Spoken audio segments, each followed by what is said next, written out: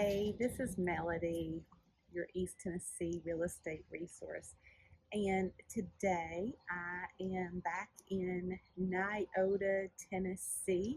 I'm actually at the Nyota Depot, which is, as you can see, formerly the Mouse Creek Station, the oldest standing depot in the state of Tennessee. And they use this depot for gatherings from time to time for the community. The city hall is here, and I just thought it would be a great backdrop for what I'm going to be talking about today. So you might have caught an earlier video that I had made talking about some changes that are going to be happening starting on August the 17th. And there's another one that I feel like as a consumer, as a potential client, this is something that you're going to want to be aware of, because I know I would want to be aware of it as well.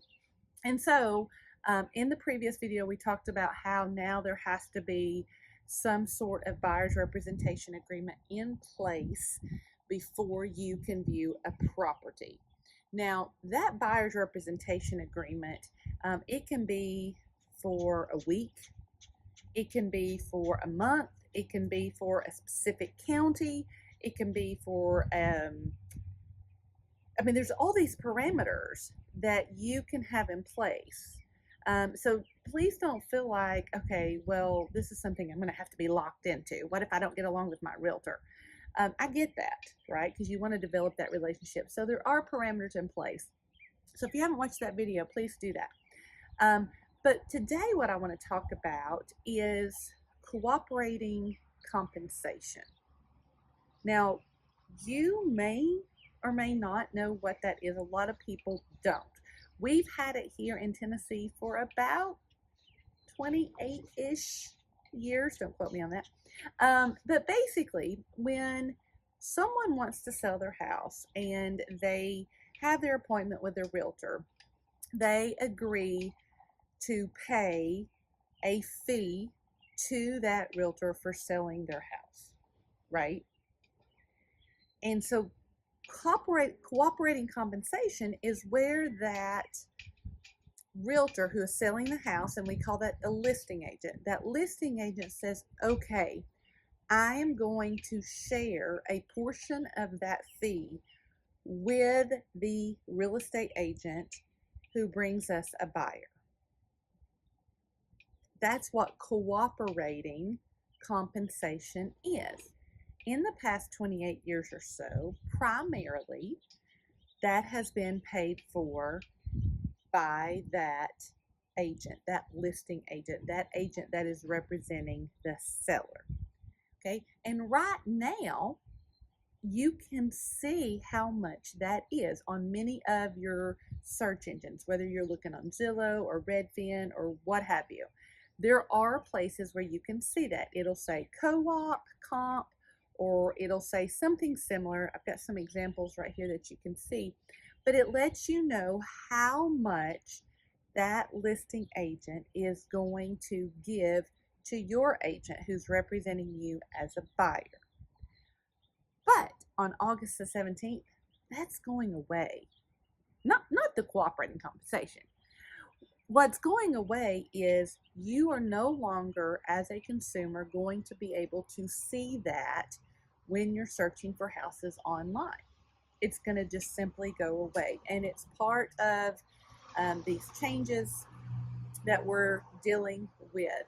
And so what will happen now is when you want to go see a house, you got to have that representation in place first.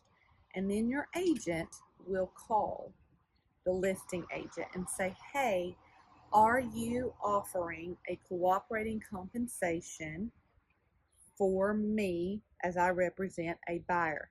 That has to be communicated before you step foot in the door. Yeah, it's going to look a little different. It's not going to be so much as now you can call an agent and say, hey, I just saw this property for sale. Can we go see it right now? there's gonna be a few more steps involved, because when you sign a buyer's representation agreement, you are stating that, okay, I'm hiring you to be my agent. Here is what I would like to pay you to represent me.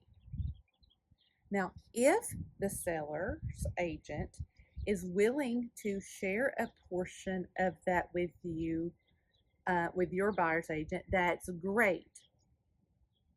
But what if they don't?